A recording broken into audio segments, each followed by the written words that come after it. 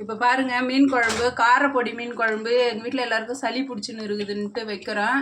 இப்போ இந்த மீன் குழம்பு வைக்கும்போது நம்ம என்ன செய்யணும், குழம்பு நல்லா அப்படி கொதிக்கும் போது பூண்டு மிளகெல்லாம் வந்து மிளகு சீரகம் பூண்டு இதை நல்லா நம்ம ஒன்றும் பாதியமாக இடித்து இப்படி தூவி விட்டுடணும். இந்த குழம்பு சாப்பிட்டோன்னா சளியெல்லாம் போயிடும், உடம்புக்கு அவ்வளோ நல்லது. இது மாதிரி தூவி விட்டுட்டோங்களா. இப்போ இது நல்லா கொதிக்கிட்டு இப்போ மீன் காரப்பொடியை கழுவி வந்து போடணும். காரப்பொடி இந்த மாதிரி பொடி பொடியாக காரப்பொடியை வாங்கி வந்து நல்லா கழுவிட்டு இப்போ வந்து இது போட்டு அப்படியே இறக்கிடணும்.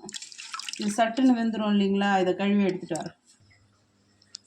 இப்போ பாருங்கள் காரப்பொடியை நல்லா கழுவி எடுத்துன்னு வந்துட்டேன் ஆஞ்சி. இப்போ இதை போட்டு அப்படியே இறக்கிடணும். இது சட்டுன்னு வெந்துடும்.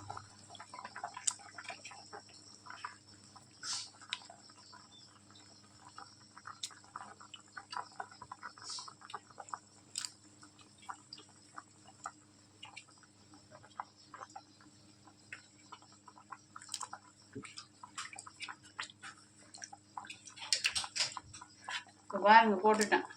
இப்போ இது ஒரே ஒரு கொதி தான் கொதிக்கணும், டப்புன்னு இறக்கிடணும், இல்லைன்னா முள் மீனெல்லாம் குழஞ்சிடும்.